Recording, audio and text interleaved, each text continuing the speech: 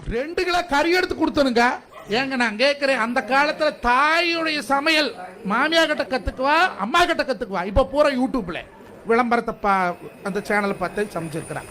வடை சட்டி வைக்கவும் வச்சாச்சு, எண்ணெய் ஊற்றியாச்சு, கடலப்பருப்பு கடுகு எல்லாம் போட்டாச்சு, அடுத்தது கறி போட்டாச்சு, அடுத்ததுல விளம்பரம் போட்டேன். இதுல என்ன போடுறதுன்னு தெரியல.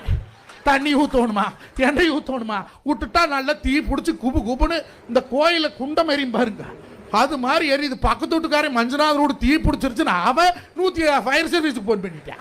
2 கிலோ கறி எடுத்து